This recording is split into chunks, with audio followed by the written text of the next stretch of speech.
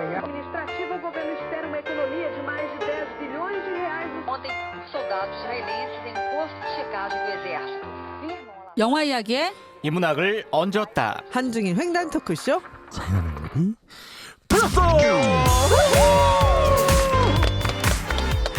네, 오늘 자영업의 목소리 힘이 하나도 없는. 왜 힘이 없을까? 절망적인 상황이에요, 제가.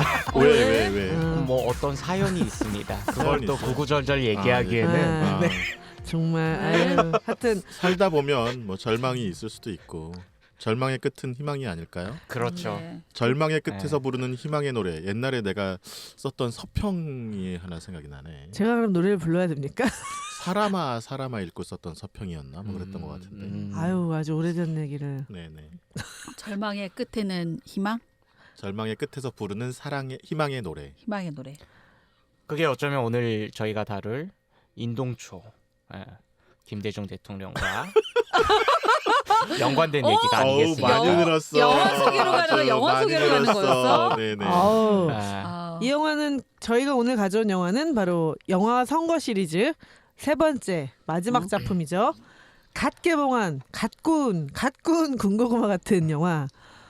영화는 갓 구운 것 같지 않지만 치열하고 완벽하게 선거판을 뒤집는다.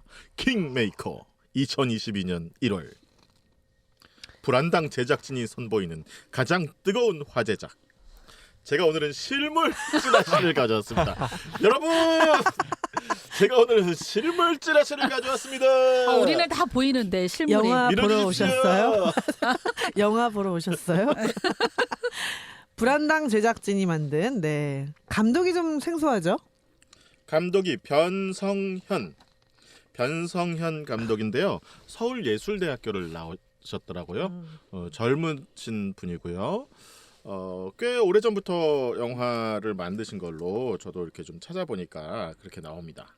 네, 그래서 이제 지금 좀 전에 말씀드린 대로 불안당이라는 영화가 있었고요. 불안당 그 이제 뭐 부제가 나쁜 놈들의 세상 이렇게 돼 있는데 요 영화는 제가 못 봤네요. 못 봤는데 하여튼 그 임시완, 설경구 배우가 그때도 나왔고요. 네, 전혜진 뭐 이런 분들 나와서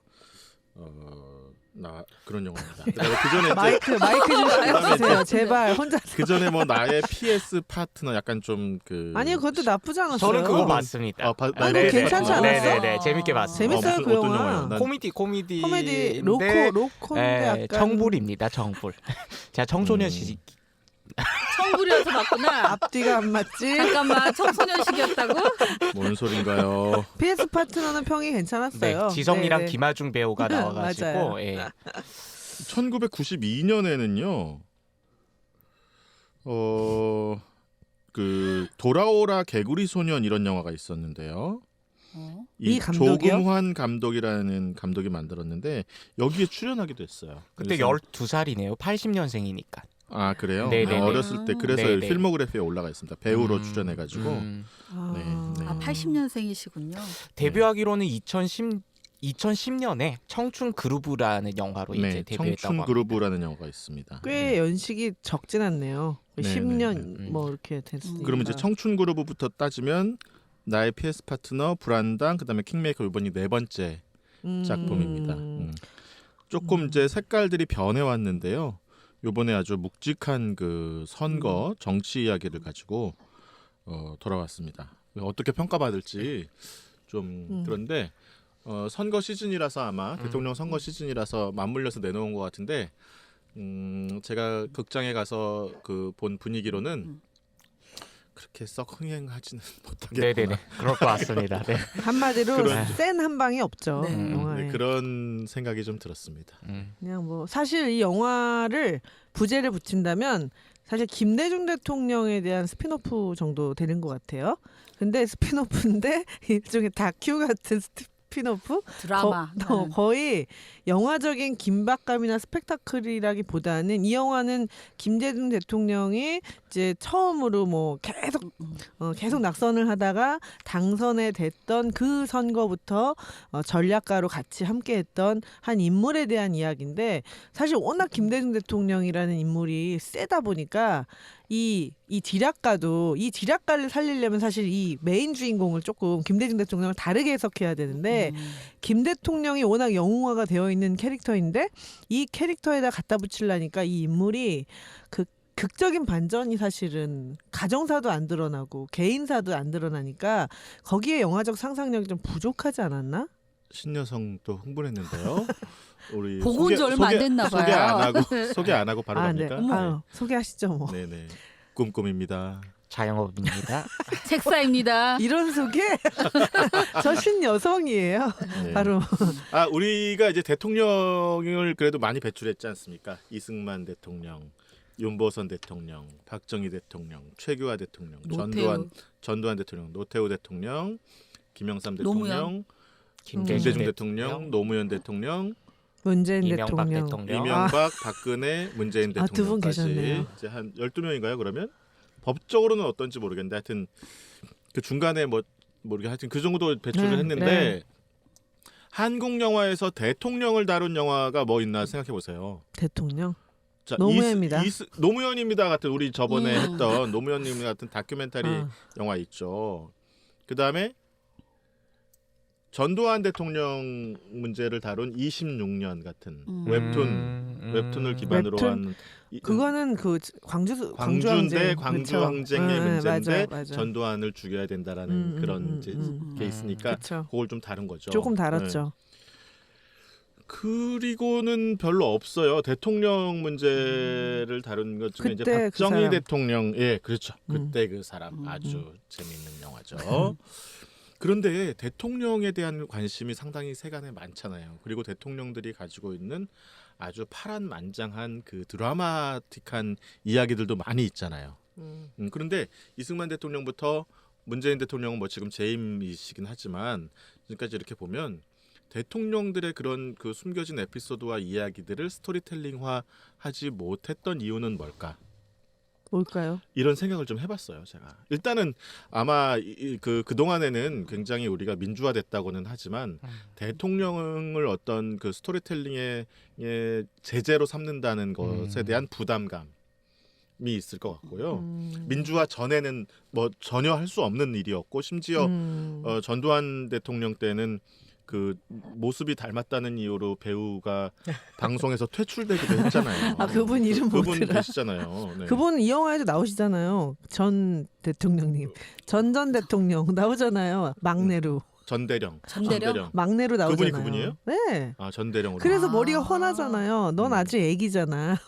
그래서 그거는 기억이 나는데 나이가 들어서. 그분이잖아요. 네네. 그래서 민주화 전에는 그랬을 것이고 민주화 이후에는 정치 자체가 너무 강력한 스토리텔링이야. 그러다 보니 이걸 뭐 새로운 미디어를 통해서 이걸 다시 재현할 필요가 없어. 굳이 그런 생각도 좀 들고요. 그 다음에 이게 너무 우리가 민주화 이후에 좌우로 정권이 바뀌면서 너무 편가르기식 그런 분위기가 조장이 됐어요. 지금도 그렇잖아요. 여당과 야당이 막 너무 서로 죽일 듯이 싸우니까 그 정치의 기본 운명 아닙니까? 싸움. 그렇긴 한데 그러다 보니까 이게 이제 그 확실한 그 관객 몰이를 할 수 있는 그런 상황이 아니면 만들기가 좀 쉽지 않은 거죠. 그러니까 예를 들면 그래서 이제 확실한 관객 몰이가 될 수 있는 캐릭터가 누구냐면 노무현 같은 분인 거예요. 그래서 노무현 같은 분은 이제 그 다큐멘터리라도 됐는데 사실 김대중 대통령의 일생도 얼마나 파란만장하고 드라마틱한 요소들이 많습니까? 드라마로는 나왔죠 예전에 다큐멘터리 극장 이런 드라마에서 영화 극영화는 아닌데 드라마 소재로 정치 소재의 드라마에서는 드라마로는 제3공화국, 제1공화국부터 네, 맞아요. 제5공화국까지 쭉 이어진 MBC 드라마로 나왔지. 그건 다 그치. 다뤘지 그러면 그 드라마로는. 근데 그건 이제 정치 드라마였기 때문에 그쵸. 쭉 다 다루고. 그랬잖아요. 그다음에 뭐 그래서 그런 것들이 좀 이슈가 있어서 다루지 못하는 거 아닌가 하는 생각이 들고 그래서 김대중 대통령 관련한 영화로는 제가 생각하기엔 이게 처음이에요. 본격 다뤄진 드라마 네, TV 네, 드라마로는 많이 나왔지만 그리고 또 김대중 대통령을 포커스에 맞춘 것도 아니고 TV 드라마도 그냥 정치 얘기 속에서 그 인물로 그냥 등장한 거고 김대중 대통령을 다룬 영화로는 첫 번째 영화가 아닌가 그런 생각이 듭니다. 그러나 아까 신여성이 얘기한 것처럼 조금 아쉬움이 있다. 그 드라마틱한 삶에 비해서 맞아요. 영화의 드라마투르기가 좀 밋밋하다. 그런 생각이 듭니다. 왜 밋밋한가? 요건 또 지금 계속합니까? 아닙니다. 2부에서 또 이부에서 해주세요. 기회가 되면 또 말씀드리겠습니다. 문제의식이 되게 좋은 지점이라는 생각이 듭니다. 최근에 그런 생각이 들었어요. 왜 저도 꼼꼼이처럼 우리나라 민주화 역사가 대단한데 정말 저는 진짜 동아시아에서는 진짜 손꼽히는 나라라고 생각하는데 왜 다루질 않을까라고 생각해보면 전 세계적으로 손꼽히는 나라죠. 네.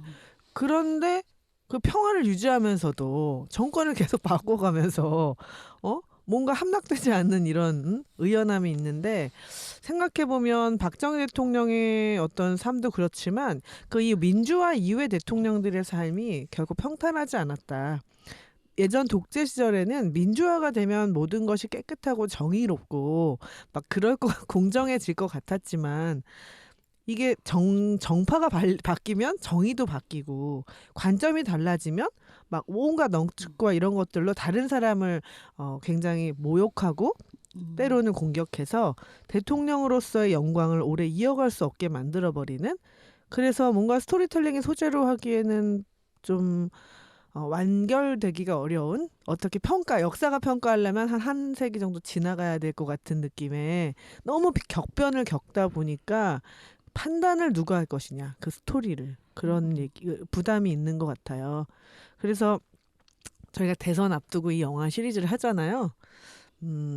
평화로운 정권 교체도 중요하지만 그 이후에 어떤 그런 과업들을 평가하고 존중하고 역사적으로 뭔가 기록을 하는 데 있어서 더 공정하고 정의로웠으면 좋겠다. 김대중 대통령을 보면 그런 생각이 들어요. 그래도. 네. 지금 평화로운 정권 교체가 중요하다고 지금 얘기하시는 겁니까? 네네. 그러면 어떤 특정한 지금 정치 그런 건 성향을 아닙니다. 드러낸 겁니까? 지금 아니 시점에서? 평화롭다는 건 선거가 공정하게 그리고 사람들이 원하는 방향으로 누가 될지 요즘 대선 구도에서 이런 말을 어떻게 합니까? 대세가 있어야지 얘기를 하죠. 되게 굉장히 얌전한 구도로 이 영화를 그린 느낌이 났어요. 맞아요. 나는. 역사책 네. 김대중 뭐 책 한쪽에 쏠리지 않고 쏠림 없이 은은하게 네, 은은하게 너무 묻어내려다 보니까 이런 음. 느낌이지 않을까. 우리들이 다. 좀 아쉽죠. 네. 아니 그리고 전 개인적으로 이게 뭐 영화가 실화를 바탕으로 하기도 하고 거의 다 실존 인물들이잖아요. 대사도 그렇잖아요. 네네네. 연설문 이런 거. 그리고 이제 뭐 그 다 가명을 쓴다고 해도 저희가 그 맥락상 다 누군지 유추를 할 수 있잖아요. 전두환도 찾아보면 그렇고 나오고 하니까. 박정희도 그렇고 그런데 굳이 이걸 뭐 처음에 밝히더라고요. 스크린에서 이건 이 허구임을 이제 밝힌다고. 그러니까 소송을 막기 위한 거죠. 그런가 봐요. 그치. 네네네. 그래 그냥 실존 인물 다 까고 가면 또 어땠을까 하는 그런. 그래서 이제 고민이 아쉬움도 좀 느껴지는 게요. 그 김대중 대통령 역은 이제 새로 인물이 나왔는데 김운범이라는 이름이 네, 있었고요. 그 다음에 그 그림자라는 별명을 가졌던 김대중 대통령 옆에서 선거를 아주 더럽게 도와주었던 그 사람은 서창대인데 원래 이름은 이제 엄창록이라는 네, 캐릭터가 맞습니다. 있죠. 네. 이성균 배우가 맡았던. 이성균. 네네. 근데 이제 그 캐릭터 이름은 서창대예요. 근데 김운범의 그 운범의 한자를 이렇게 눈여겨 보셨는지 모르겠지만 영화에 운자가 구름 운자 옆에 그 삼수변이 있는 운자입니다. 그래서 요게 무슨 운자냐면 큰 물결 운자예요. 큰 물결이 인다라는 운자예요. 물수변이 있습니다. 삼수변이. 그다음에 범자는 모범이라는 범자고 그래서 김대중 대통령이 어떤 큰 물결과 같은 그런 성격에다가 그럼에도 불구하고 자신을 정확하게 지키려고 하는 어떤 그 도리와 이치를 정확하게 지키려고 하는 인물이다라고 하는 거를 이 새롭게 창조한 캐릭터의 인물에 저는 이름에 집어넣었다고 보고요. 서창대라고 하는 인물은 저는 그렇게 생각했어요. 이 뭐 감독한테 물어보진 않았습니다. 제 그냥 추측입니다. 네, 이건 완전히 소설인데 창조하다 무엇을 대통령을 대통령을 그럴싸하네요. 대통령을 만드는 사람이에요. 그러네요. 이 사람은. 어머, 만드는데 킹메이커인데요. 킹메이커예요. 한자로. 그러니까 한자로 킹메이커란 말을 한자로 바꾸면 창대가 되는 거예요. 그런데 서야 서는 천천히 간다 뭐 이런 뜻이 있거든요. 원래 서씨라고 할 때 그 서자가 천천히 늦게 뭐 이런 뜻이 있고요. 그 다음에 숨어서라는 뜻도 있어요. 이 서자에 드러나지 않게라는 뜻도 어머. 있어요. 그래서 그림자처럼 대통령을 만든다.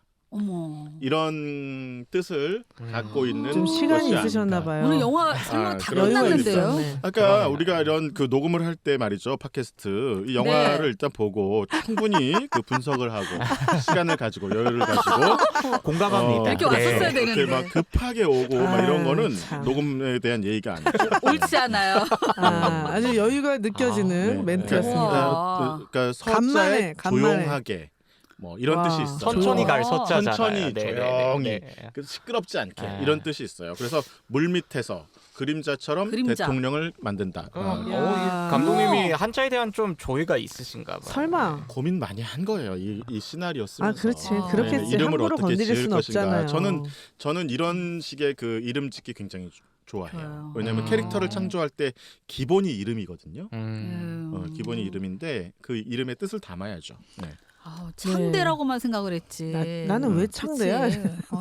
네네. 킹메이커의 의미를 갖고 있네요. 킹메이커를 한자로 이렇게 하면은. 하면 창대가 되는 거지. 흔히 킹메이커 헐리우드식이면 굉장히 그 킹을 향한 엄청난 해바라기들의 네. 치열한 일상을 다루거나 또 그런 얘기들인데 여기 킹메이커는 전혀 다른 캐릭터입니다. 근데 이제 저는 그거하고 이제 좀 별개로 또 한 가지만 더 말씀드리면 킹메이커인데 영화 제목이 이건 우리가 일상적으로도 쓰는 말이잖아요.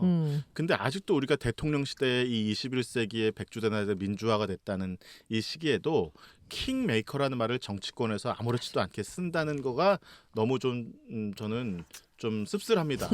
왜냐하면 네. 킹이라는 거는 그 전권을 쥔 그쵸. 왕의 네. 이미잖아요. 그렇죠. 이미지를 네. 갖고 있잖아요. 그러네요. 그런데 거기다가 대고 언론에서도 그렇고 킹메이커 킹이 되는 거죠. 그럼 우리는 다 신하가 되는 건가? 그들의 예. 모두 그래서, 킹이 되는 나라를 꿈꿔보는 거죠. 킹 왕짱 모두가 킹이 되는 모두가 나라. 킹 왕짱이 모두가 여기서 킹은 주인의 그러니까 한자로 치면 저는 주인이라고 생각해요. 킹 받네. 킹정. 근데 그 이 킹이 한자로 옮겨가면 사실 만약 주인 주자라고 생각하면 국민이 주인이 되는 나라. 그 주인이 되는 나라의 리더이니까 사실은 리더도 킹이지만 국민도 킹이 되는 나라인 거죠. 사실은. 너무 급조한 아니에요. 해석이 완전히 이 영화의 반대 같은. 해석을 너무 여기 급조한 완전히- 티가 확 나죠. 대한민국의 국민을 너무 모든 무시했잖아요. 이 영화에서는. 대한민국의 모든 네. 주권은 그렇죠. 의미는 국민으로부터 좋습니다. 온다. 결국 아무리 킹을 만든 사람은 특정 인물이 그렇죠. 아니라 이제 킹은 우리가 국민들이죠. 예. 여기서 그 누구야 김은범 선생께서 말하잖아요.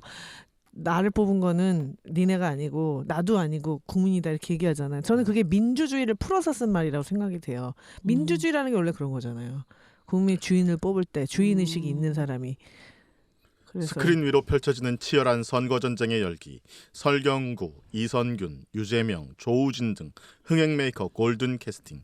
제70회 칸 국제영화제 비경쟁 부문 초청작. 불안당 제작진 조우. 네. 킹메이커.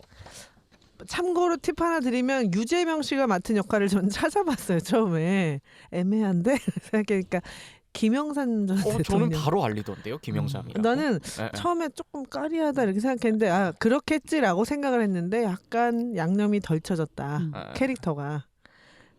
그게 네, 그래서- 근현대사 스토리를 알면 이제 1971년 당내 경선할 때 붙었던 그렇지, 라이벌이 이제 맞아. 김영삼이고 하다 보니까 그렇긴 네. 한데 예, 예.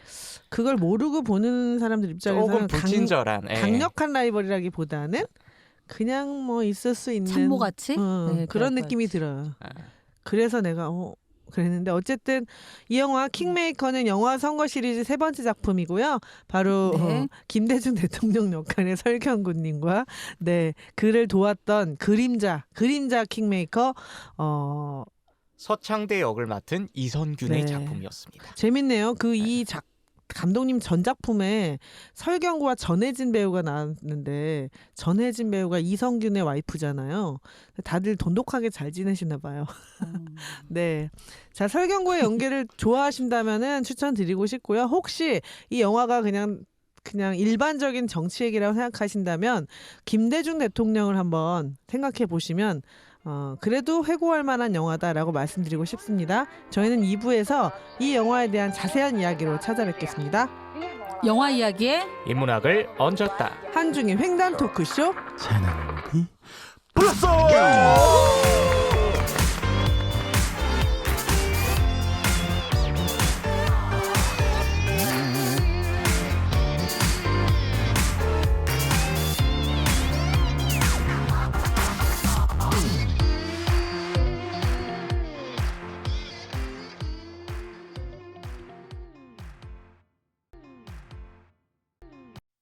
Administrativo, o governo espera uma economia de mais de 10 bilhões de reais. Ontem, soldados israelenses em posto de checagem do exército afirmam a 영화 이야기에 인문학을 얹었다. 한중인 횡단 토크쇼.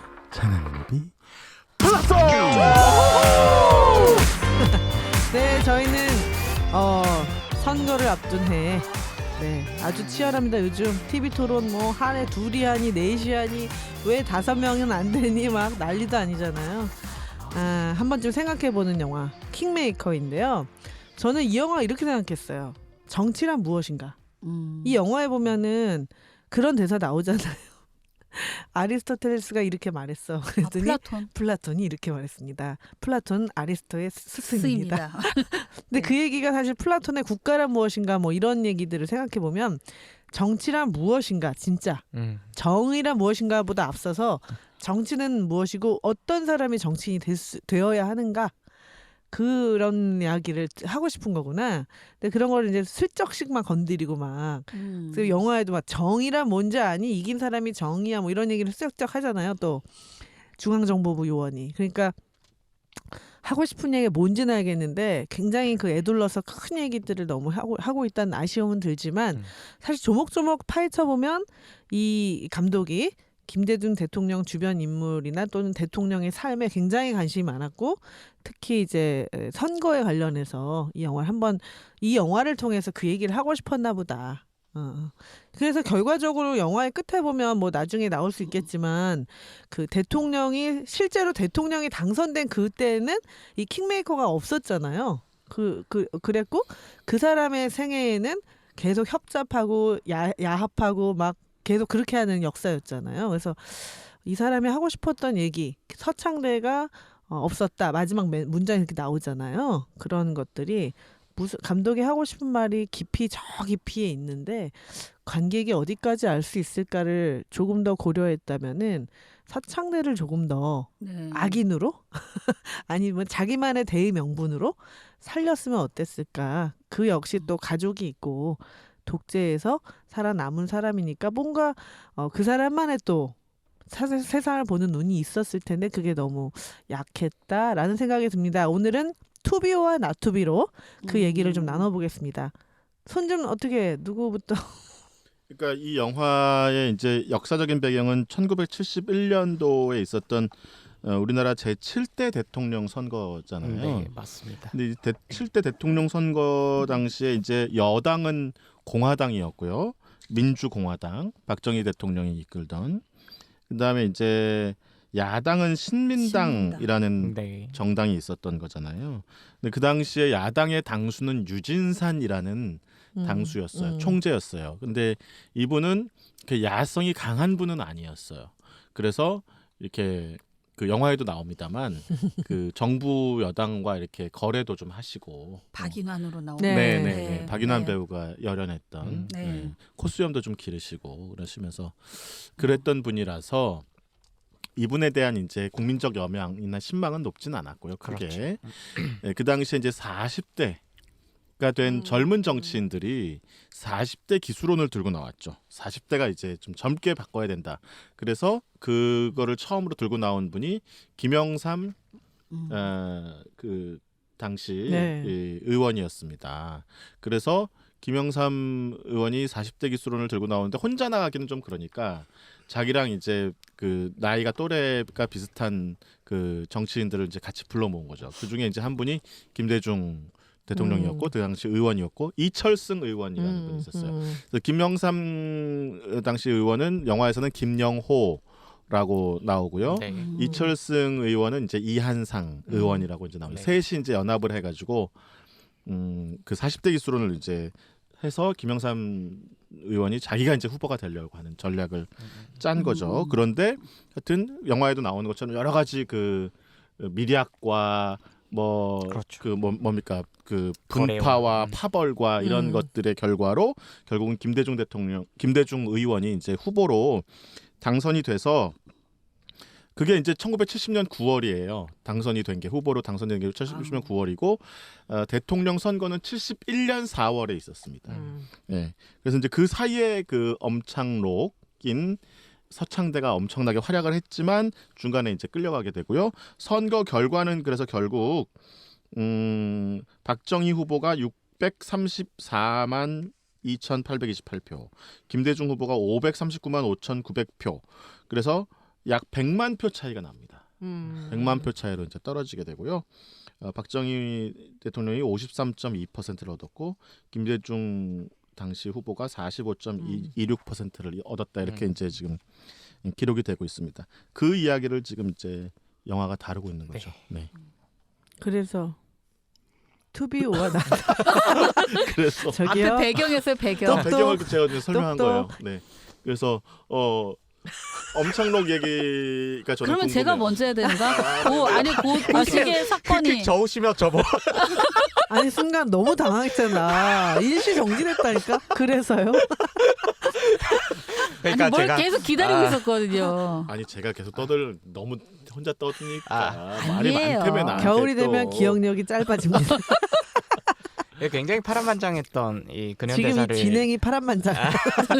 그리고 있는데 아까 말씀하신 것처럼 신민당 총재였던 이 유한상은 굉장히 유진산. 유진산은 이제 굉장히 이제 노후한 박정희보다도 이제 18년인가 아마 연상한 그러한 노후한 정치인 노회한 정치인이었을 거예요. 그래서 이제 실제로 영화에서도 나오는데 이 공화당 쪽에서 오히려 이 유진산이랑 이렇게 붙었으면 하는 그러한 바람이 있었잖아요. 그래서 이 40대 기수론을 들고 나온 김영호라든가 김영삼이라든가 이런 사람들한테는 오히려 사꾸라란 그런 소리도 듣는데 이렇게 40대 기수론을 들고 나왔던 사람들이 김영삼, 김대중 그리고 이철승인데 뭐 김영삼이랑 그 김대중은 나중에 쭉 90년대까지 양김 정치를 해왔는데 이철승은 그 중간에 좀 몰락했습니다. 왜냐하면 김영삼이랑 김대중이 나중에 이제 박정희와 대항하는 어쩌한 선명 야당론을 주창했다면 이철승은 실제로 이제 70년대에 그 김대중계와의 어떤 미략이 있었잖아요. 그 대통령 후보 경선에서. 그래서 시민당 총재가 됩니다. 근데 총재가 되고 나서 중도 통합론 같은 걸 꺼내들면서 굉장히 유화적인 태도. 박정희 정부와 이제 좀 협력하는 그러한 자세를 취함으로써 되게 이제 야당으로부터 공격을 많이 받았고 불신임을 받으면서 이제 좀 몰락한 그러한 케이스입니다. 네. 그래서 이제 유진산 총재가 그 당시에 이 40대 기수론을 들고 나오니까 이 사람들을 막 욕을 하죠. 네. 비판을 하면서 뭐라고 하냐면 두 가지 중요한 그 멘트가 있었는데 하나는 저들은 정치적 미성년자다 이런 표현을 썼고요. 하나는 구상유취라는 표현을 썼습니다. 구상유취라는 말은 입에서 아직 젖비린내가 난다. 네네네. 이런 뜻이거든요. 그래서 이제 그러면서 이제 깎아내렸죠. 그들을. 네. 나이로 둘러내 나이로. 그래서 저는 이제 생각나신 거예요? 아니요. 투비 월 나투비 한 겁니까? 아니 저는 네. 투비를 먼저 엄창록 얘기를 좀 자영업이 해주면 좋을 것 같아서 엄창록. 그리고 나서 네네. 제가 하는 게 순서상 좀 좋지 않을까. 네. 멘트를 준비한 거예요. 이 서창대로 나오는 인물은 이제 엄창록이라는 사람이고 실존하는 인물입니다. 1987년 대선이 끝나고 그러니까 이제 그때 노태우 대통령이 당선되고 나서 바로 이듬해에 이제 죽어버리는데 굉장히 미스터리한 인물로 아직도 남아 있습니다. 행적은 거의 영화와 일치한데 중요한 건 이제 이북 출신입니다. 이북. 썰에 따르면 이제 함경북도 출신이시고 이제 전후에 6.25 전쟁 이후에 전향을 했다가 1960년대에 김대중을 만나가지고 그때까지만 해도 김대중이 50년대부터 사실 전남 목포에서 출마를 시작했거든요. 첫 번째 출마가 목포에서 무소속으로 출마를 해요. 굉장히 이제 반공주의적이긴 하지만 되게 노동자와 서민들과 연대해가지고 출마했는데 그때 뭐 4위, 5위 정도로 아마 낙선했을 거예요. 그 뒤로도 한 3번 정도 출마했는데 쭉 낙선하다가 이제 엄창록이란 사람을 만나면서 1971년 인제의 보궐선거에서 첫 번째로 이제 당선이 됩니다. 강원도 인제. 네, 강원도 그게 인제. 71년 아니 그 아니죠. 1961년. 61년. 네네네. 그치. 네. 훨씬 10년 전이지. 사이. 그런데 그 이튿날 저기 뭐야 5.16 쿠데타가 발발해가지고 의원 선서도 못 하고 그냥 의원 생활을 못 하죠. 네네. 61년. 61년.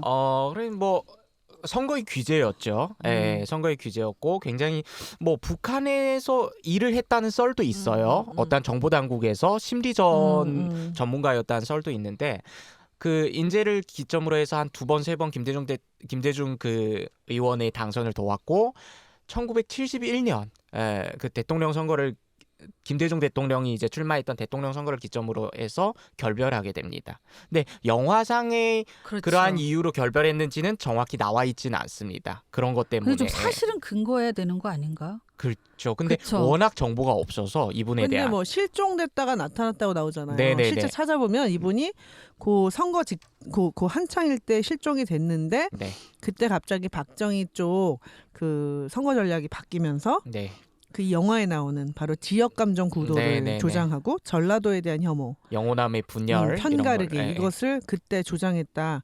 그게 이 사람의 솜씨일 거라는 말이 많았는데 나중에 각본이죠. 근데 나중에 나타나서 정치에는 거의 관여하지 않은 것으로 기록이 됐죠. 거의. 그렇죠. 예. 그러니까 실제로 87년에는 노태우 쪽에서 이게 이 사람이 킹메이커 역할을 하는데 3명의 대통령 후보가 이분한테 이제 요청을 했다고 지원 사격 요청을 했다고 합니다. 첫 번째가 당연히 이제 김대중 후보였고 두 번째가 이제 1971년에 박정희 후보였고 세 번째가 87년에 노태우 후보였는데 그때 87년은 노태우의 그런 요청을 거절했다고 합니다. 그 명분이 당신은 무난하게 당선이 될 거다. 어차피 왜냐하면 양김이 분열됐기 그렇지. 때문에. 그때 통한의 네네. 한수였죠 우리가. 네. 진짜. 근데 그리고 나서 바로 그 행가 그 정도에 이 엄창록이 죽거든요. 그치. 88년에 죽습니다. 88년. 네네. 네. 그 다음에 나와 있는 정보는 그렇게 많지는 않습니다. 네. 이분이 근데 그때 나이가 꽤 됐을걸요? 돌아가셨을 때 나이가 56세. 일찍 젊은 죽었어요. 나이다. 그죠? 일찍 죽었어요. 근데 어쨌든 영화에도 네. 나오죠. 뒤에 새로운 대통령을 꿈꾸는 사람이 자기 뭐 불러서 물었다라는 것들까지는 나왔죠. 김대중 대통령과는 어떻게 결별했는지는 잘 정확히 밝혀진 바는 아닌데 영화에서는 나는 그렇잖아요. 그게 공천권이나 궁금해서. 그게 제일 공천권 이런 걸 중요한데. 요구했다가 이게 뭐 폭탄 그런 거 자작극을 벌인다든지 네. 그래가지고 결별한 걸로 나오는데 이건 어디까지나 각본인 것 같습니다. 근데 폭탄 자작극도 그 사람 게 아니잖아요. 아니죠. 좀 그치. 아니죠. 그러니까 근데 그건 미스테리하게 끝났잖아요. 그 사람이 한 건지 아니야 중앙정보부가 뒤에 한 건지. 나오잖아 영화에. 그 사람한테 묻잖아요. 조효진한테 네가 그렇게 만들었을 때 내가 여기서 서 있는 거 그림까지 다 그렸냐. 그 폭탄을 터뜨렸을 때. 아까 그건 이제 영화적인 해석이고 실제로는 누군지 몰라요. 실제로는 누군지 모르는. 실제로는 누가 했는지 몰라요. 그래서 저는 그 한 장면이 아쉬워서 음. 걔를 좀 밝히면서 딱 섰으면 이 영화가 몰입하지 않았을까. 그러니까 나는 이 서창래를 기억하려면 네. 완전 악역이든지 예. 완전 저쪽 그냥 악역은 아닌 엑스맨 같이 둘 중에 하나로 얘가 해석을 했어야 정말 돼. 빠지고 아닌 게 확실하던지 둘 중에 정말 하나야 돼. 서창재가 했던지. 근데 이 서창대가 영화에서 수단을 네. 가리지 않은 그런 전략가란 이미지가 너무 강해서 저는 오히려 그 사람이 했을 수도 있겠다? 있을 수도 있겠다. 근데 영화 그런 생각이 끄트머리에 말한 것처럼 네. 신여성이 말한 것처럼 네. 이쪽이 조우진 이쪽이 만든 자작극이라는 느낌 나거든요. 그리고 또 하나는 이 사람이 그 이후로 정치에 관여하지 않았다는 거예요. 예를 네. 든다면 진짜 야망을 품었으면 가리지 말고 해야지. 그럼 전략으로서는 살 수 있는데 이 사람의 그 이후의 생애를 보면 근데 저는 그 기록을 찾아보니까 그게 좀 의심스러운 게 우리 왜 민주화 과정에서 가족의 친척 중에 한 명은 다 대공분실 끌려갔잖아요. 누군가는 건너가면 저희 집에도 계시지만 반신불수 되고 그렇게 돼 있단 말이에요. 근데 이 사람이 실종됐을 당시에 어떤 일을 겪었는지 사실 아무도 알 수가 없잖아요. 그러니까 이걸 실종이라고 기록을 한 것은 그냥 종적을 감췄다 이게 아니라 실종이라고 기록한 것은 의문의 어떤 시간이 있었을 수도 있고 그 당시에 있었던 많은 협박과 고문이 가해졌을 수도 있다는 얘기죠. 궁정에 끌려갔던 음. 것은 분명히 거의 그럴 분명해 거예요. 보여요. 네. 그래서 이제 거기서 너무 고통을 당해서 이제 자기가 그 그랬을 것 종족을 같아요. 스스로 감췄는지. 가족을 뭐 협박했을 수도 네, 있고 네. 다른 이유들. 왜냐면 이 사람이 북 출신이었기 때문에 만약 그때 네. 빨갱이 혐의만 딱 붙이면 그냥 바로 죽여도 그렇죠. 아무 그렇죠. 예. 아무 그게 없었기 때문에 가족을 보호하려면 그 빨갱이 이슈로부터 멀어져야 되고 본인이 겪었던 그런 빨갱이 후손이라는 것들을 제가 볼 때 학습을 했잖아요. 그래서 서울말씨를 연습한 거 아니에요, 이 사람이. 이북 사람인데 서울말을 잘 구사한다고 얘기하잖아요, 처음에. 근데 이거를 전라도에 대한 혐오와 분열을 조장한 거에 갖다 썼다고 전 생각해요. 그걸 당해본 거잖아요. 그게 얼마나 사람을 분열시키고 피해의식을 강화하고 열등감을 이용하는지를 자기의 삶을 통해서 제가 볼 땐 학습하지 않았을까? 그리고 어쨌든 가족은 살려야 되니까 자식도 있고 아내도 있고. 그래서 저는 그렇게 따지면 차라리 이 사람에 대한 영화적 상상력은 필요했다. 근데 그건 감독의 선택인 것 같아. 이쪽인지 저쪽인지는. 하지만 어차피 팩트가 아니라면은 그 정도 그 사람에 대한 거라면 시대적인 배경으로 상상력을 좀 자극해 보는 것도 지금 이 시대에도 누군가는 그런 방법을 써서 사람들을 호도하고 있을 텐데 그런 현재성을 생각했을 때 조금 아쉽다. 근데 인터뷰 찾아보면 이 사람이 이번 선거를 염두에 둔 건 아니고 개봉이 밀려가지고 오긴 왔는데 그렇죠. 그래도 옛날 어떤 사람이나 역사에 관심이 많다라는 인터뷰를 썼더라고요. 네. 아니 그래서 이 모든 사건들을 다 찾았으면 실제도 다 알 것 같은데 왜 그거를 더 빵 터트리지 못했을까라는 거에 대한 아쉬움 차라리. 네. 좀 더 제가 그렇죠. 네. 맞아. 그러니까 그래서 이도저도 아닌 색깔처럼 너무 이 젊으신 감독이 조심스러웠던 너무 것 조심스럽게 같아요. 한 거 아닌가. 만약 김 대통령님이 살아계셨다면은 네. 이야기를 물어보고서 조금 이런 밀당을 해서 상상력을 자극했을 텐데 팩트 체크가 안 된 상황에서 너무 많은 사람이 걸려 있는 문제잖아요. 그러니까요. 지금 민주당에 많이 남아 있는 지금 특히 뭐 박지원 의원을 국정원장 비롯해서. 근데 인터뷰 찾아보면은 그 조카가 들어갔잖아요. 어쨌든 취조당해서 방화 사건으로. 네. 그 실제로 방화 사건 일으킨 것처럼 해서 갔다가 나온 사람이 또 이제 조카가 인터뷰를 한 건 있습니다. 그러니까 모든 것들은 다 사실. 많은 사람이 연루가 되어 있고 네. 진실은 알 수 없고 그리고 이 사람을 매수했던 그런 중정의 사람들도 비참하게 죽은 사람들이 많잖아요. 그러다 보니까 자기가 그때 중학교 나이에 들어가서 첫 번째 정치범일 거라고. 세상에. 네. 저는 그래서 서창대와 연결해서 네. 나투비를 한 명 하고 싶습니다. 네. 그 김대중, 그러니까 김은범으로 영화 속 인물 김은범으로 하자면 김은범 옆에서 그 사람을 가장 지근거리에서 보좌하고 있는 박비서란 인물.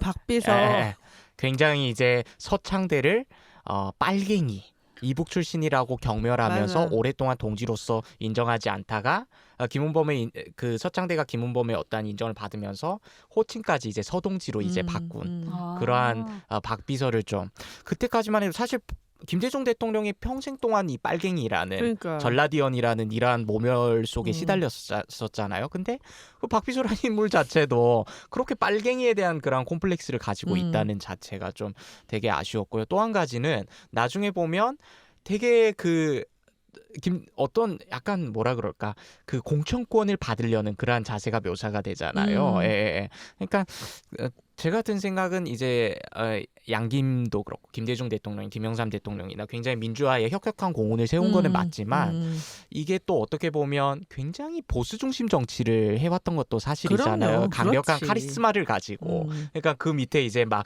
이제 자기가 당권이나 그럼. 공천권을 줄 때마다 자기 키즈들 소위 정치가 그런 거지. 어쩔 수가 없어. 키즈들 키워내는.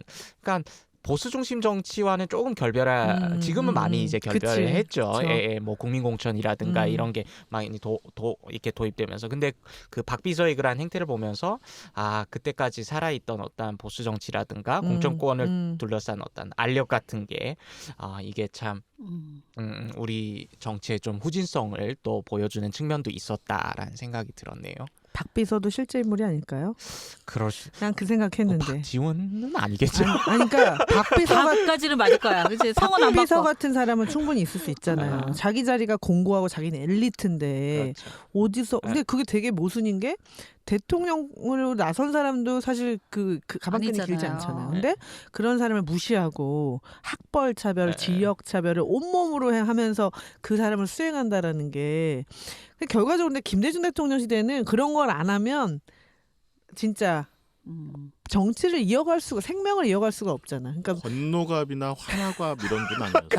나도 왠지 저도 그런 그렇게 생각이 약간 좀 들어요. 여러 가지 캐릭터가 짬뽕된 것 같아요. 맞아요. 엘리트 의식이 어. 있으면서 굉장히 안정적인 보수감이 강한 지역색도 강하고 건너가 그런- 하나 같죠. 저는 어쩔 수 없이 나투비라고 이분을 얘기할 수밖에 없을 텐데요. 나투비 그 조우진 배우가 맡았던 중앙정보부장의 역할 이실장이라고 나오죠. 네. 이실장. 네. 그 자기의 전임자가 이제 잘리면서 그 직을 차지하고 늘 아주 그냥 그 뭐랄까 아주 그냥 삐쩍 마른 몸매에 머리를 아주 포마드 그림으로 단정하게 발라서 넘기고 그 아주 조곤조곤 따지고 말하는 스타일, 예? 여우같이 여우같이 조곤조곤 말하는 여우. 스타일, 아주 얄밉죠. 근데 그 이분이 현실적으로 현대사에서 실제로 어떤 인물이었냐 하는 거는 이제 조금 완전히 일치하는 것 같지는 않아요. 왜냐하면 그 당시에 이 선거가 이루어졌을 당시에 중앙정보부장은 이후락 씨였거든요. 이후락 씨였고 그 전직 중앙정보부장은 김계원이라는 분이 있었어요. 김계원 부장이었는데 이분은 나중에 이제 그 중화민국 대만 대사도 지내시고 뭐 그랬던 분인데요. 그 실제로 그 앞에서 이제 이 윤경호 배우가 맡았던 이 전직 중앙정보부장 있죠. 윤경호 배우가 왜 우리 지난번에 했던 정직한 후보의 남편으로 나오기도 하고요. 또 완벽한 타인에서 또 그 동성애자로 나오기도 하고 그래서 굉장히 각인된 그런 배우인데 그 영화에 보면 이제 골프 복장하고 들어가서 대통령 집무실에 들어가서 막 엄청 뛰어가는 강아지처럼 이렇게 뛰어가는데 그러다가 이제 잘려가지고 눈물 흘리고 나오는 그런 사람이잖아요.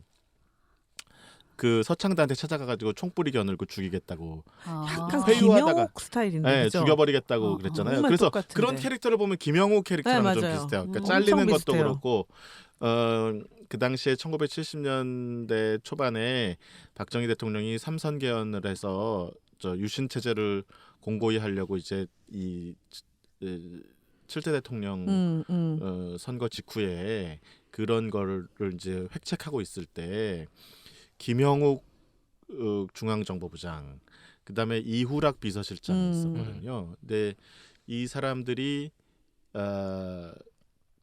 그 뭡니까 굉장히 정치에 많이 관여를 하고 개입을 했어요. 그래서 심지어 여당인 민주공화당조차도 이 사람들을 경질하지 않으면 삼선 개헌에 협조할 수 없다. 이런 분위기가 형성되니까 박정희 대통령이 어쩔 수 없이 이제 이 사람들을 자르거든요. 비서실장에서 해임하고 그 여기서도 해임하고 이렇게 됐거든요. 그래서 아마 그러니까 중앙정보부장과 그 비서실장 역할을 하는 이 두 사람이 이런 캐릭터들이 좀 혼재되어 있는 것 같아요. 혼재되어 있고 그 조우진 배우가 맡은 역할은 중앙정보부장일 수도 있고 비서실장일 수도 있어요. 그래서 이제 역사적으로 보면 이제 이후락 비서실장을 나타내는 거죠. 그렇죠? 네. 네, 비서실장이죠. 그래서 그런 점들에서 봤을 때 이제 완벽하게 일치하지는 않는데 역사적 사실과 저는 영화적으로 이 조우진 배우가 엄청나게 이 이실장 역을 잘 소화했다. 굉장히 캐릭터를 잘 만들어냈다라는 점에 대해서 너무 네 맞아요. 좀 후한 점수를 주고 싶고요. 그런 의미에서 이 영화 속에서의 캐릭터 중에서는 가장 돋보이는 캐릭터가 아니었나 그런 생각이 들어요. 네 소화를 잘했죠. 네. 가장 표정이나 정말. 제스처나 그 말투나 이런 것들이 아주 완벽한 캐릭터를 소화해냈다. 그런 어떤 측면에서 서창대보다 더 그렇죠. 서창대는 굉장히 좀 그 관습적인 표정이나 그 말투나 이런 것들이 있거든요. 이선균 배우가 갖고 있는. 근데 조우진은 완벽하게 새로운 캐릭터를 창조했어요.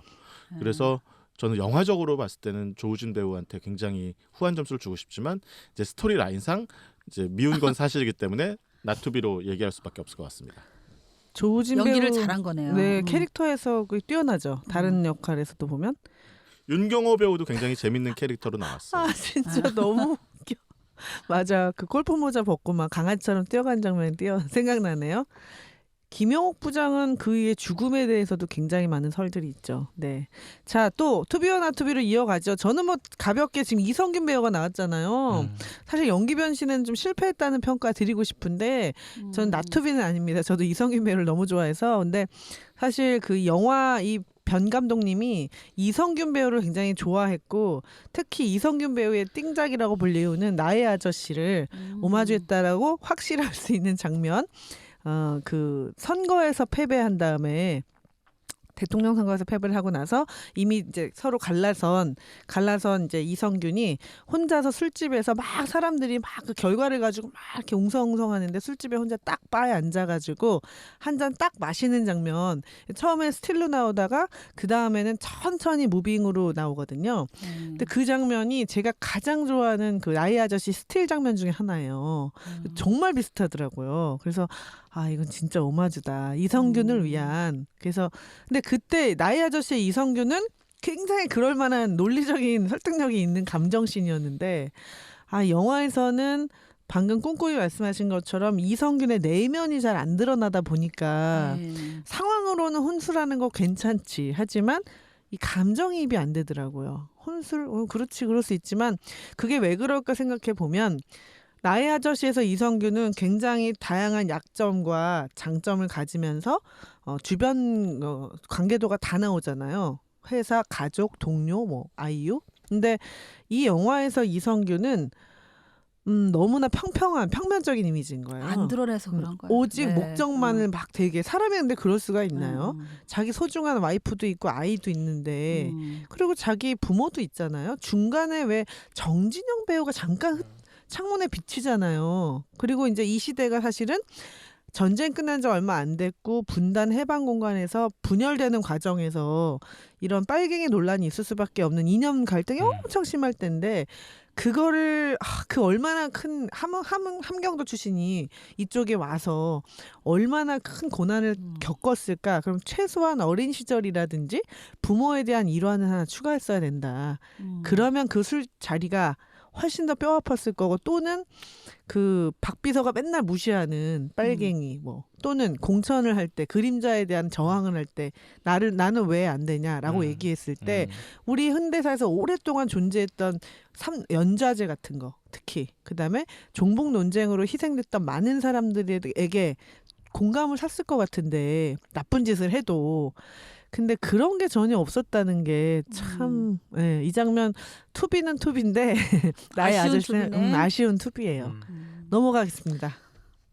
저는 아까 그 장면이었어요. 이미 얘기 중에는 나왔었는데 그 폭발물 장면이 가장 많이 인상적인 투비와 나투비는 아니고 되는데. 그 부분을 좀 잘 부각시키고 키웠으면 앞뒤 영화가 좀 더 재밌게 이어지지 않을까라는 점에서 아쉬워서 차이나는 한 장면. 근데 사실 그게 진짜 있었던 사실이고 큰 사실이잖아요. 큰 사건이고. 네, 4월 진짜 대선 앞두고 1월 달에 벌어진 건데 그때 뭐 기사도 나오잖아요. 저기 영화 속에서. 기사도 맞아요. 보면 진짜 실제이고 검색도 해보시면 실제 날짜 1월 며칠 약간 설 연휴 즈음에 뭔가에 실제 사건인데 결국은 이제 조카한테 덮어 씌워서 들어갔다가 조카는 이제 또 빨리 나오긴 했죠. 이제 거기 나오잖아요. 박인환 씨가 또 이렇게 도와주고. 예. 근데 좀 더 그게 우리가 얘기가 하는 게 좀 끝까지 이게 서창다가 했을까 안 했을까 막 이게 조금 이렇게 분분할 정도로 맞아요. 뭔가 확실하게 좀 찍지 못한 거가 좀 약간 아쉬운 것 같아요. 이런 역사물의 한계인 것 같아요. 그러니까 그래서 너무 눈치를 보지 않았나? 대선과 앞두서? 사실이 저기에 있는데 저기에 충실할 거냐 아니면 이거는 그냥 픽션입니다라고 얘기하면서 그냥 어느 쪽으로 확 가버리던지 이랬어야 되는데 이런 영화를 만든 이상은 그냥 확실하게 찝었었으면 더 멋있는 감독이지 않았을까? 그 장면을 생각해 보니까 그래서 결별했잖아요. 예, 네가 여기서 했냐? 네가 했냐라고 묻잖아요. 그랬더니 부인하지 않고 내가 끄덕끄덕 했습니다. 하니까 내가 했으니까 하니까 거기서 헤어진 거잖아요. 근데 88년에 한 번 제외하는 게 나오잖아요. 근데 그 장면 제가 볼 때는 감독이 네. 그거에 대한 아닐까요? 그러니까 상상인데 그 의혹을 자기만의 나름대로 표현을 해놓은 거라고 생각해요. 그러니까 그때 너한테 다시 손을 내밀었으면 네가 난 어땠을까라고 했더니 이 사람은 자기가 그 서창대가 그 김은범한테 상상하지 못하는 이제 치사 방법을 얘기했을 겁니다. 그랬더니 그 이 김은범은 그랬겠지라고 하면서도 약간 그 이 서창대에 대한 어떤 그 미안함과 그런 게 있을 수 있겠다라는 이야기를 저는 했다고 생각이 들어요. 그 상상 장면이 약간 그런 얘기를 하고 싶어서 붙였나 보다. 그렇죠? 네. 네, 그래서 이 영화는 88년 서창대라는 인물의 실존 인물이 세상을 떠난 애죠. 네. 이 영혼이 세상을 떠나기 전에 그 영혼이 그 김대중 대통령 실제 서로의 어떤 만남을 한 번 회고하는 장면으로 약간 에필로그에 붙여놓은 그러긴 거라고 하네요. 생각이 듭니다. 자, 저희는 2부 여기서 마치고요. 3부 인문학 드레싱으로 찾아뵙겠습니다. 영화 이야기에 인문학을 얹었다. 한중인 횡단 토크쇼. 잘하는 분이 불렀어.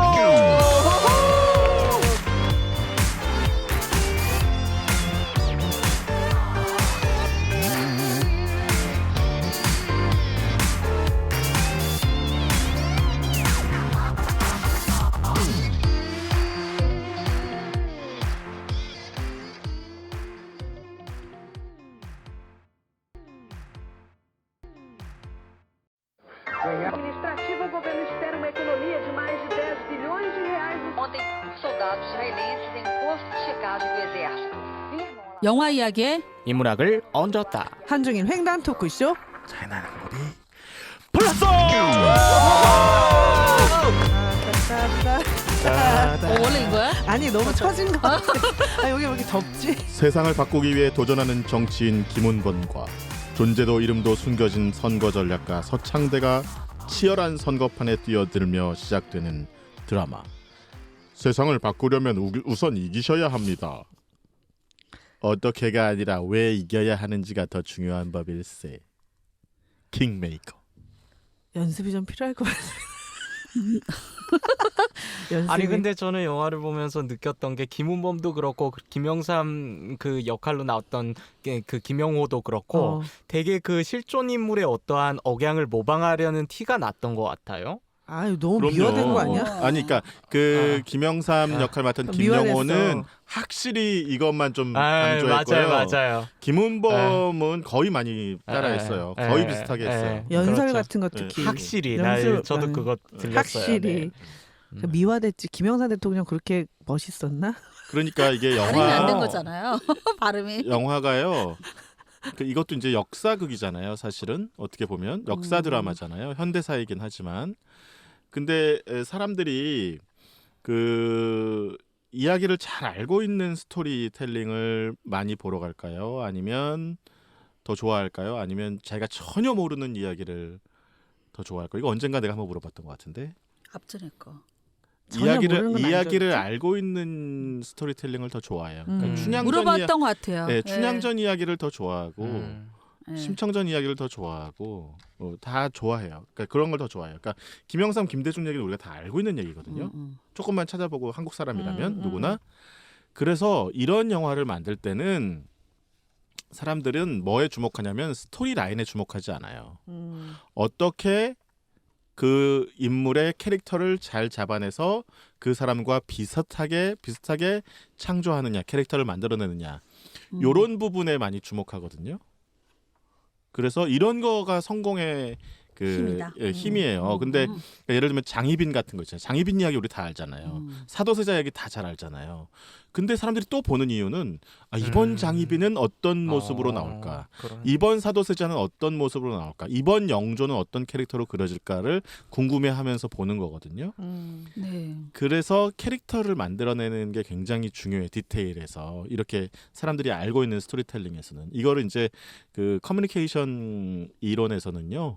그 의미 중복과 과잉 정보, 웨넌이라는 사람이 사람 이름이에요? 왜 너? 네네. 옛날에 만든 동생은 왜 왜 난? 난? 넌 네, 난? 그런 그런 네. 사람들이 두 명이 얘기한 건데 오래된 이론이긴 합니다만 의미 중복은 redundancy라고 표현하고요, 영어로. redundancy. 예, 과잉 정보는 엔트로피라고 표현하는데 의미 중복이란 말은 무슨 말이냐면 자꾸 중복해서 말하는 거예요.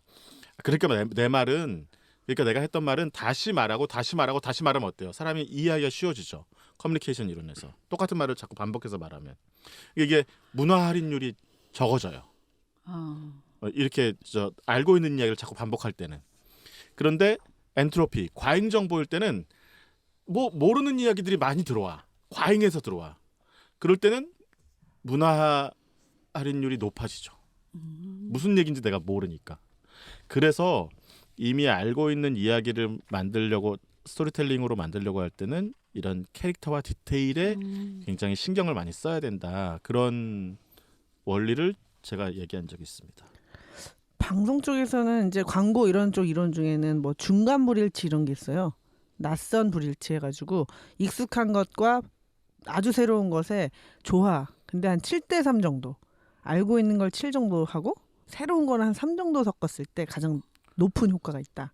그래서 중간 불일치 효과. 비슷한 것 같아요. 네. 어... 의미 중복과 과잉 정보의 효과. 다 비슷한 것 책도 비슷한 것 같은데요. 다 비슷해요. 완전 새로운 것보다 그렇지. 일부 섞었을 때 완전 새로우면 이제 낯서니까 예. 싫은 거야. 너무 익숙하면 뒤로 하고. 반복의 효과처럼 그쵸. 들어갈 때 자, 그러면 다들 공부 중이실 거예요? 어떻게 해요? 제가 좀 먼저 가져온 걸로 저희 지금 영화 선거 시리즈의 두 번째 영화였던 노무현입니다. 에서 노무현 대통령 이야기를 했었잖아요. 굉장히 의미 있는 이제 집권 시기였는데 노 대통령이 돌아가신 다음에 이 김대중 대통령 자서전에 네. 글이 이런 게 있어요. 이번에 노무현 대통령이 돌아가셨는데 만일 노 전 대통령이 그렇게 고초를 겪을 때 500만 명 문상객 중 10분의 1, 50만이라도 그럴 수 없다. 전직 대통령에 대해 이럴 수 없다. 매일같이 혐의를 흘리면서 정신적 타격을 주고 스트레스 주고 그럴 수는 없다. 50만 명만 이렇게 나섰어도 노 대통령은 죽지 않았을 것입니다. 얼마나 부끄럽고 억울하고 희생자들에 대해 가슴 아픈 일입니까 하면서 이 영화의 김은범이 정의에 대해서 엄청 얘기하잖아요. 이게 대통령이 그다음에 이렇게 쓰셨어요. 저는 여러분께 말씀을 드립니다. 자유로운 나라가 되려면 양심을 지키십시오. 진정 평화롭고 정의롭게 사는 나라가 되려면 행동하는 양심이 되어야 합니다. 이 행동하는 양심이 사실은 김대중 대통령의 모토였죠. 방관하는 것도 악의 편입니다.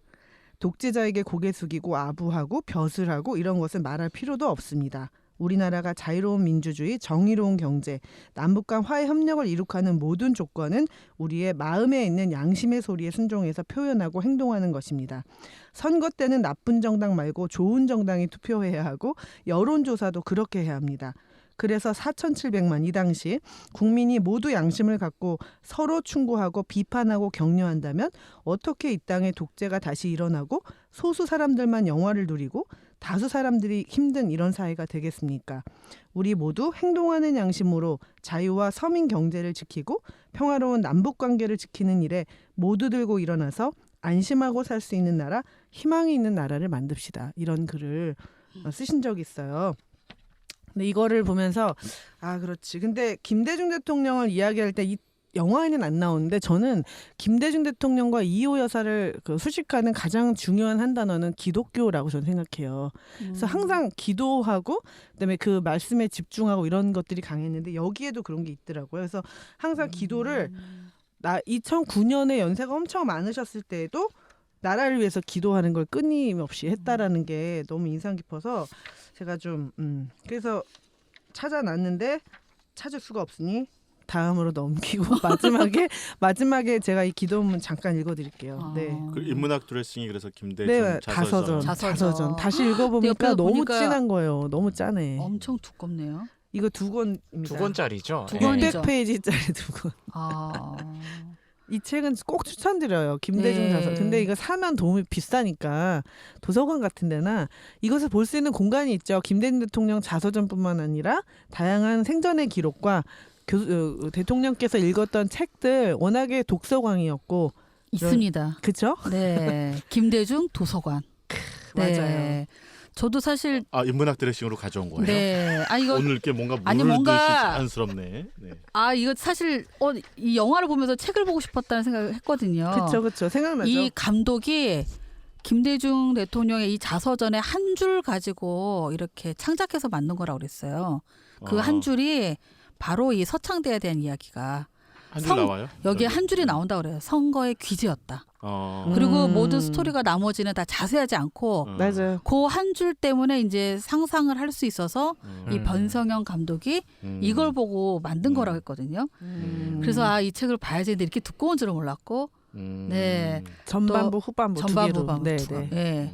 두 권이고요. 두 권. 예. 뭐두 권으로라도 좋겠습니까? 뭐 진짜. 30권이 필요하지 않을까 싶은데. 그래서 도서관은 꼭 좀 방문해 보셨으면 하는 바람이 저는 들어요. 우연히 경의선 책거리랑 연동해가지고 이 동교동 쪽에 한번 볼 일이 있어서 그때 한번 가게 됐었는데 김대중 도서관이 거기 있습니다. 원래 사시던 집이잖아요. 사저 옆에 네, 사저를 놓고 사저 사저 옆에. 옆에다가 네, 지금 새로 아, 건물. 네. 2003년도에 도서관은 오픈을 했고요.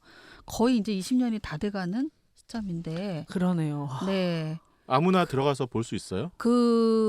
지금 전시실이 있어요? 전시실이 다 있습니다. 네, 네. 네, 신청하면 다 들어갈 그렇죠. 수 있어요. 예. 음. 네, 어렵진 않고 이제 지금 상황이라서 모르겠지만 네, 가서 볼 수 있고 뭔가 뭐 이효 여사하고 뭔가 이런 장면들도 좀 있었던 네. 것 같아요. 네. 그렇죠. 예.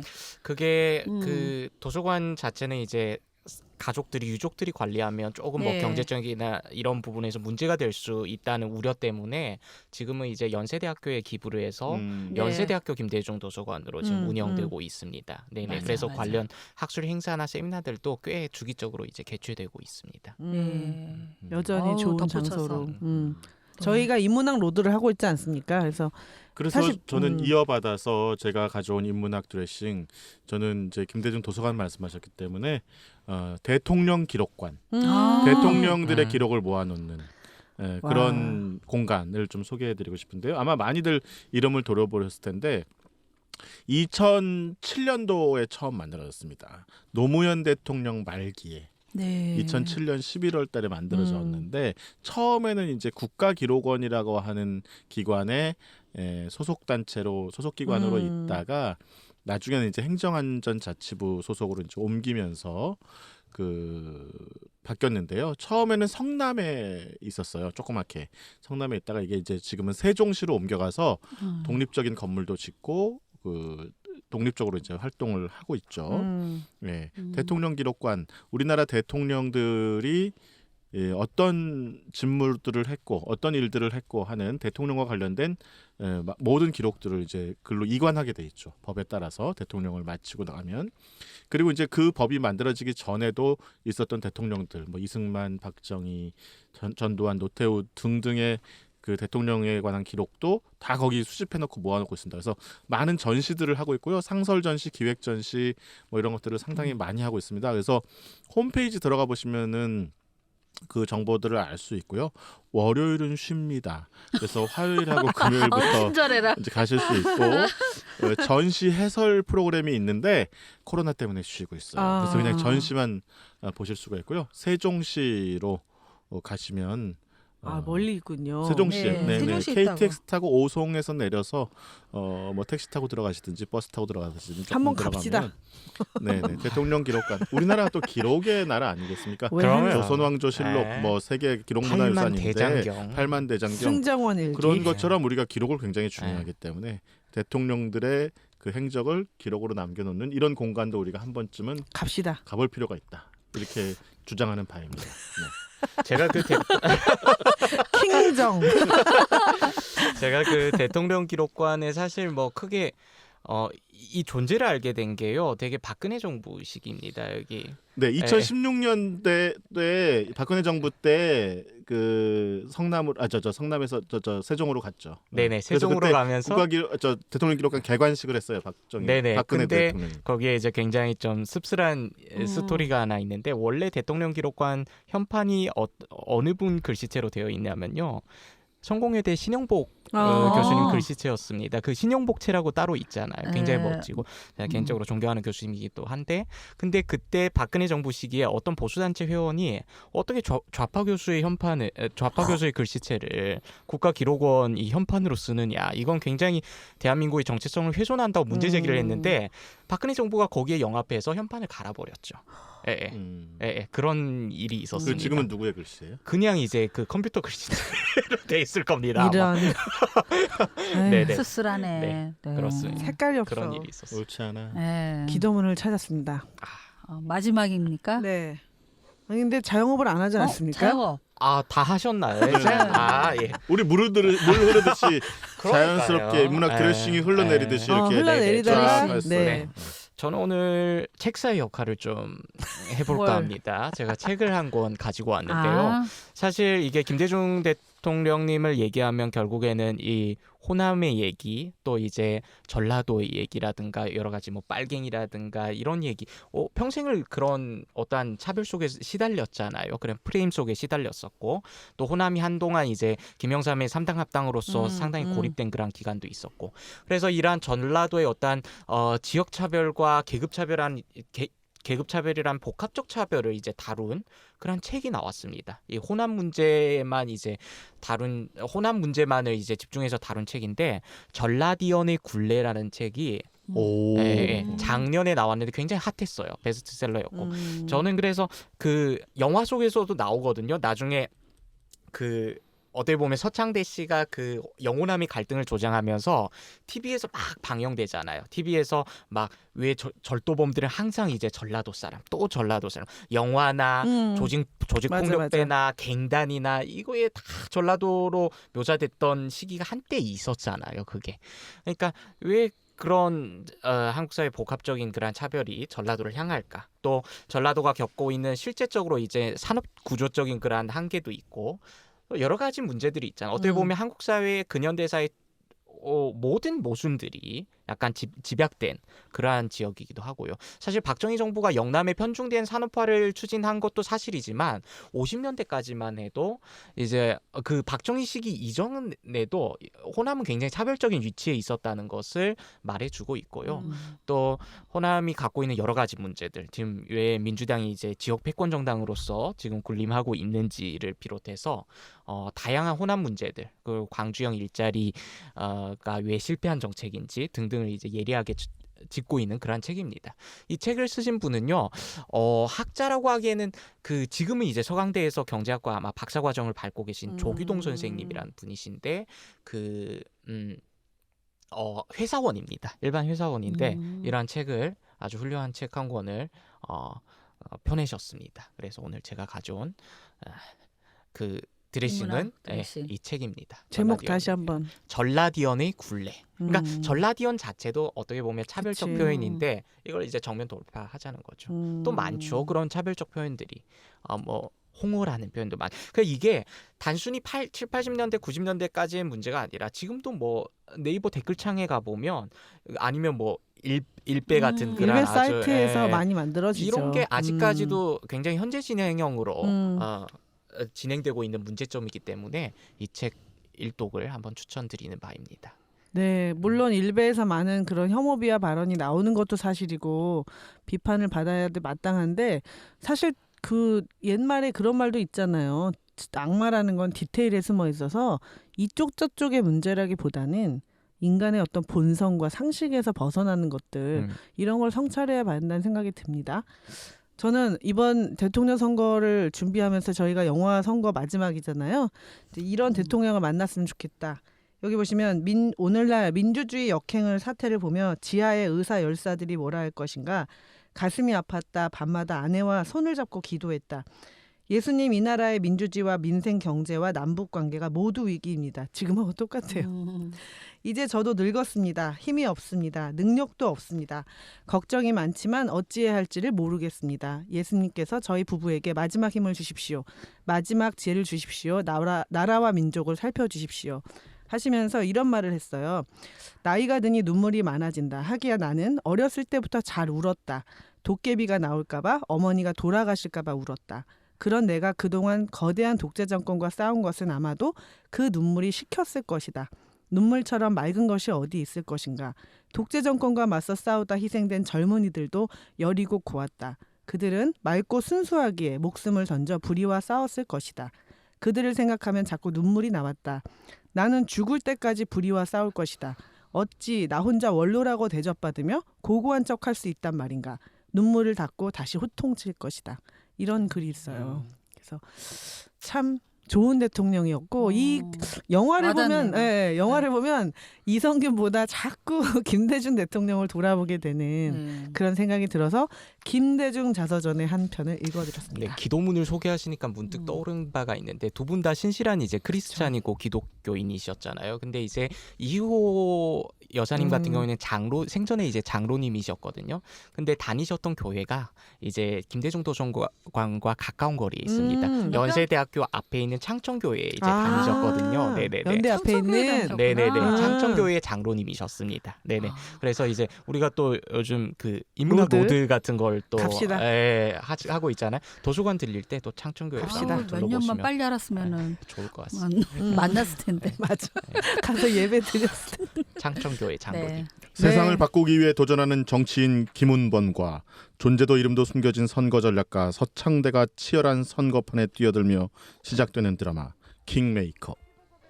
네, 저희는 여기서 영화 선거 시리즈를 마무리하고 새로운 기분, 새로운 분위기로 찾아뵙겠습니다. 영화 이야기에 인문학을 얹었다. 한중일 횡단 토크쇼. 차이나 털렸어.